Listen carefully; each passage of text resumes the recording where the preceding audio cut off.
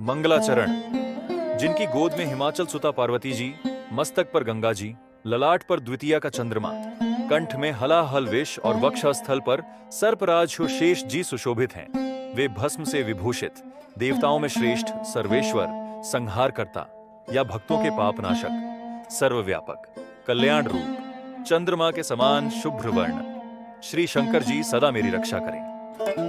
रघुकुल को आनंद देने वाले श्री रामचंद्र जी के मुखारविंद की जो शोभा राज्याभिषेक की बात सुनकर न तो प्रसन्नता को प्राप्त हुई और न वनवास के दुहक से मलिन ही हुई, वह मुख कमल की छवि मेरे लिए सदा सुंदर मंगलों की देने वाली हो।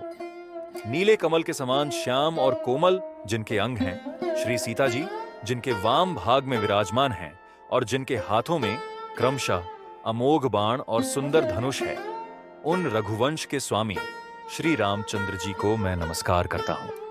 श्री गुरु जी के चरण कमलों की रज से अपने मन रूपी दर्पण को साफ करके मैं श्री रघुनाथ जी के उस निर्मल यश का वर्णन करता हूं जो चारों फलों को, धर्म, अर्थ, काम, मोक्ष को देने वाला है। जब से श्री रामचंद्र जी विवाह करके घर आए, तब से अयोध्या में नित्य नए मंगल हो रहे हैं और आनंद के बधावे बज रहे हैं। 14 लोक रूपी बड़े भारी पर्वतों पर पुण्य रूपी मेघ सुख रूपी जल बरसा रहे हैं। रिद्धि सिद्धि और संपत्ति रूपी सुहावनी नदियां उमड़ उमड़ कर अयोध्या रूपी समुद्र में आ मिली। नगर के स्त्री पुरुष अच्छी जाति के मणियों के समूह हैं जो सब प्रकार से पवित्र, अमूल्य और सुंदर हैं। नगर का ऐश्वर्य कुछ कहा नहीं जाता। ऐसा जान पड़ता है मानो ब्रह्मा जी की कारीगरी बस इतनी ही है। सब नगर निवासी श्री रामचंद्र जी के मुख चंद्र को देखकर सब प्रकार से सुखी हैं। सब माताएं और सखी सहेलियां अपनी मनोरथ रूपी बेल को फली हुई देखकर आनंदित हैं। श्री रामचंद्र जी के रूप, गुण, शील और स्वभाव को देख सुनकर राजा दशरथ जी बहुत ही आनंदित होते हैं। राम राज्याभिषेक की तैयारी, देवताओं की व्याकुलता तथा सरस्वती से उनकी प्रार्थना, सबके हृदय में ऐसी अभिलाषा है और सब महादेव जी को मनाकर प्रार्थना करके कहते हैं कि राजा अपने जीते जी श्री रामचंद्र जी को युवराज पद दे दें।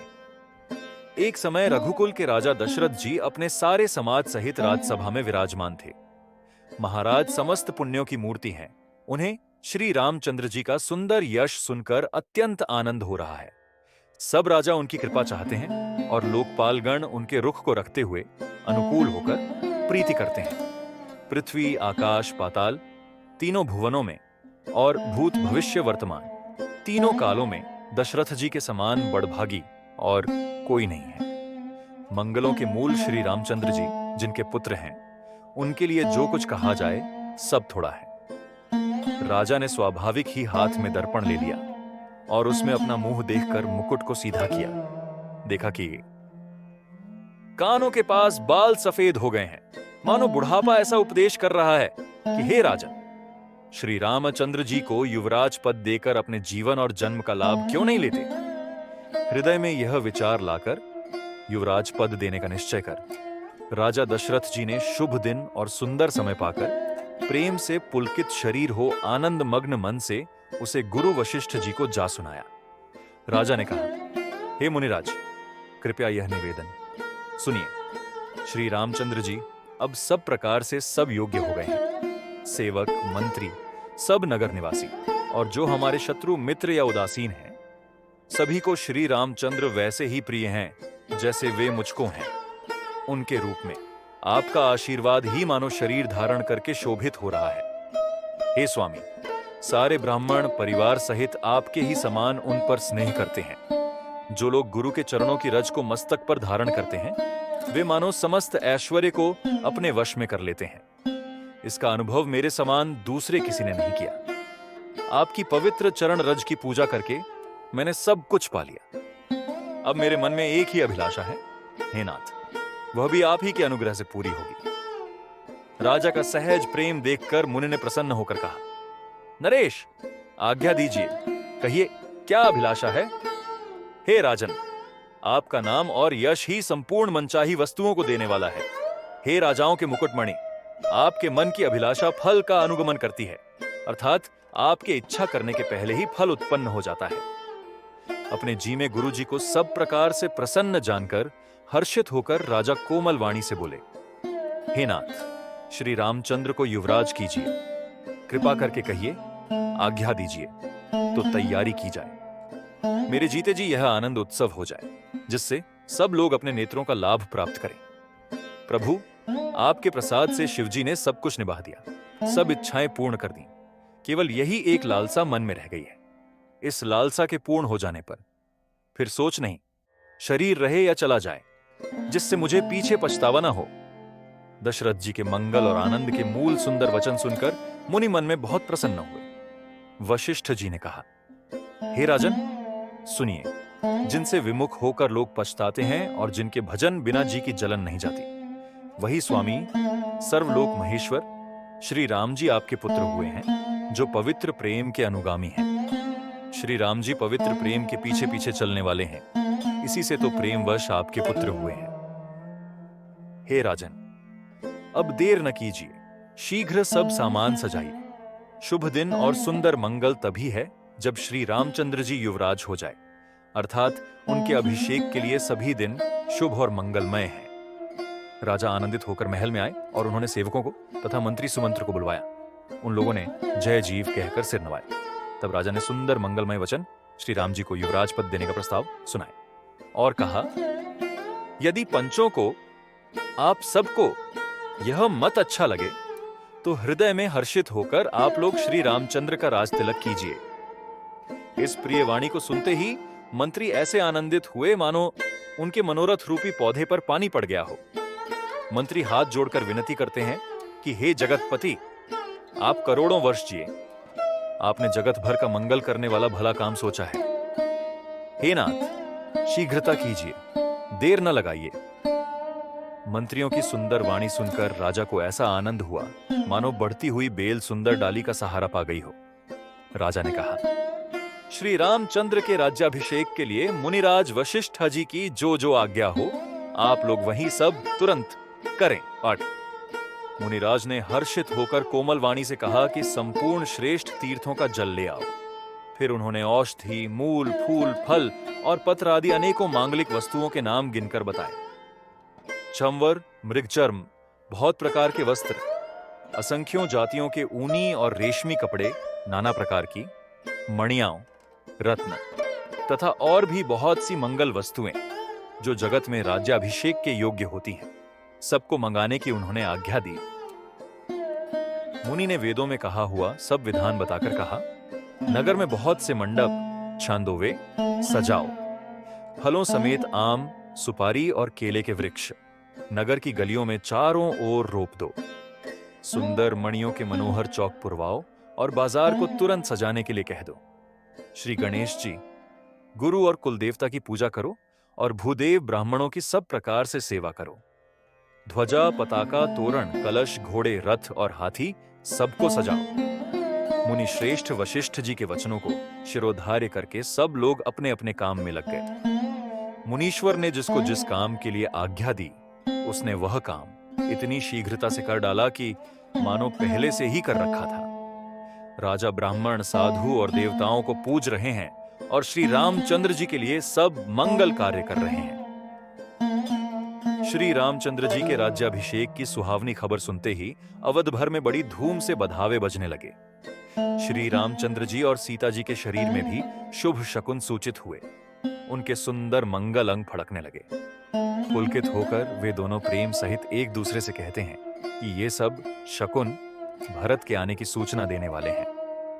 उनको मामा के घर गए, बहुत दिन हो गए, बहुत ही अवसेर आ रही है, बार बार उनसे मिलने की मन में आती है। शकुनों से प्रिय भरत के मिलने का विश्वास होता है, और भरत के समान जगत में दू हमें कौन प्यारा है। शकुन का बस यही फल है, दूसरा नहीं। श्री रामचंद्र जी को अपने भाई भरत का दिन रात ऐसा सोच रहता है जैसा कछुए का हृदय अंडों में रहता है। इसी समय यह परम मंगल समाचार सुनकर सारा रनिवास हर्षित हो उठा। जैसे चंद्रमा को बढ़ते देखकर समुद्र में लहरों का विलास, आनंद सुशोभित होता है। सबसे पहले रनिवास में जाकर जिन्होंने ये वचन समाचार सुनाए, उन्होंने बहुत से आभूषण और वस्त्र पाए। रानियों का शरीर प्रेम से पुलकित हो उठा और मन प्रेम में मग्न हो गया। वे सब मंगल कलश सजाने लगी। सुमित्रा जी ने मणियों, रत्नों के बहुत प्रकार के अत्यंत सुंदर और मनोहर चौक पूरे। आनंद में मग्न हुई श्री रामचंद्र जी की माता कौसल्या जी ने ब्राह्मणों को बुलाकर बहुत दान दिए। उन्होंने ग्राम देवियों, देवताओं और नागों की पूजा की और फिर बलि भेंट देने को कहा, अर्थात कार्य सिद्ध होने पर फिर पूजा करने की मनौती मानी और प्रार्थना की कि जिस प्रकार से श्री रामचंद्र जी का कल्याण हो, दया करके वही वरदान दीजिए। कोयल की सी मीठी वाणी वाली, चंद्रमा के समान मुख वाली और हिरण के बच्चे के से नेत्रों वाली स्त्रियां मंगल गान करने लगी। श्री रामचंद्र जी का राज्याभिषेक सुनकर सभी स्त्री पुरुष हृदय में हर्षित हो उठे और विधाता को अपने अनुकूल समझकर सब सुंदर मंगल साज सजाने लगे। तब राजा ने वशिष्ठ जी को बुलाया और शिक्षा समयोचित उपदेश देने के लिए श्री रामचंद्र जी के महल में भेजा। गुरु का आगमन सुनते ही श्री रघुनाथ जी ने दरवाजे पर आकर उनके चरणों में मस्तक नवाया, आदर पूर्वक अर्घ्य देकर उन्हें घर में लाए और षोडशोपचार से पूजा करके उनका सम्मान किया। फिर सीता जी सहित उनके चरण स्पर्श किए और कमल के समान दोनों हाथों को जोड़कर श्री राम जी बोले। यद्यपि सेवक के घर स्वामी का पधारना मंगलों का मूल और अमंगलों का नाश करने वाला होता है, तथापि हे नाथ, उचित तो यही था कि प्रेम पूर्वक दास को ही कार्य के लिए बुला भेजते। ऐसी ही नीति है।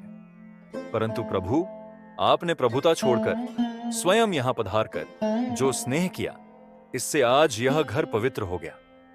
हे गोसाई, अब जो आज्ञा हो मैं वही करूं। स्वामी की सेवा में ही सेवक का लाभ है। श्री रामचंद्र जी के प्रेम में सने हुए वचनों को सुनकर मुनि वशिष्ठ जी ने श्री रघुनाथ जी की प्रशंसा करते हुए कहा कि हे राम, भला आप ऐसा क्यों ना कहें? आप सूर्य वंश के भूषण जो हैं। श्री रामचंद्र जी के गुण, शील और स्वभाव का बखान कर मुनिराज प्रेम से पुलकित होकर बोले, हे रामचंद्र जी, राजा दशरथ जी ने राज्याभिषेक की तैयारी की है। वे आपको युवराज पद देना चाहते हैं। इसीलिए हे राम जी, आज आप उपवास, हवन आदि विधि पूर्वक सब संयम कीजिए, जिससे विधाता कुशल पूर्वक इस काम को निभाह दें, सफल कर दें। गुरुजी शिक्षा देकर राजा दशरथ जी के पास चले गए। श्री रामचंद्र जी के हृदय में यह सुनकर इस बात का खेद हुआ कि हम सब भाई एक ही साथ जन्मे, खाना सोना, लड़कपन के खेल कूद, कंछेदन, यज्ञोपवीत और विवाह आदि उत्सव सब साथ साथ ही हुए। पर इस निर्मल वंश में यही एक अनुचित बात हो रही है कि और सब भाइयों को छोड़कर राज्याभिषेक एक बड़े का ही, मेरा ही होता है। तुलसीदास जी कहते हैं कि प्रभु श्री रामचंद्र जी का यह सुंदर प्रेम पूर्ण पछतावा भक्तों के मन की कुटिलता को हरण करे। उसी समय प्रेम और आनंद में मग्न लक्ष्मण जी आए। रघुकुल रूपी कुमुद के खिलाने वाले चंद्रमा श्री रामचंद्र जी ने प्रिय वचन कहकर उनका सम्मान किया। बहुत प्रकार के बाजे बज रहे हैं। नगर के अतिशय आनंद का वर्णन नहीं हो सकता। सब लोग भरत जी का आगमन मना रहे हैं और कह रहे हैं कि वे भी शीघ्र आवें और राज्याभिषेक का उत्सव देखकर नेत्रों का फल प्राप्त करें।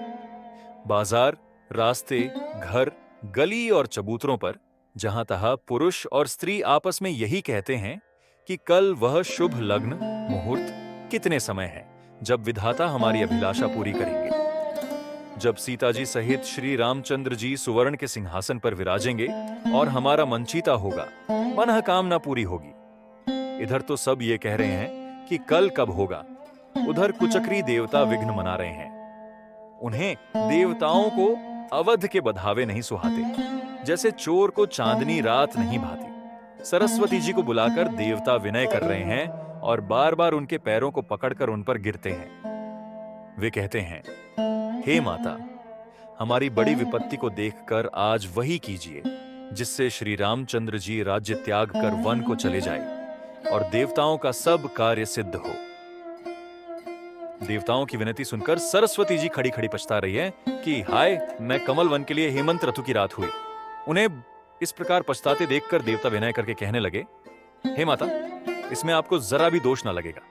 श्री रघुनाथ जी विषाद और हर्ष से रहित हैं। आप तो श्री राम जी के सब प्रभाव को जानती ही हैं। जीव अपने कर्मवश ही सुख दुहक का भागी होता है। अतएव देवताओं के हित के लिए आप अयोध्या जाइए। बार बार चरण पकड़कर देवताओं ने सरस्वती को संकोच में डाल दिया। तब वे यह विचार कर चलीं कि देवताओं की बुद्धि ओछी है। इनका निवास तो ऊंचा है, पर इनकी करनी नीची है। ये दूसरे का ऐश्वर्य नहीं देख सकते, परंतु आगे के काम का विचार करके श्री राम जी के वन जाने से राक्षसों का वध होगा, जिससे सारा जगत सुखी हो जाएगा। चतुर कवि श्री राम जी के वनवास के चरित्रों का वर्णन करने के लिए मेरी चाह कामना करेंगे। ऐसा विचार कर सरस्वती हृदय में हर्षित होकर दशरथ जी की पूरी अयोध्या में आई, मानो दुसह दुख देने वाली कोई गृह दशा आई हो।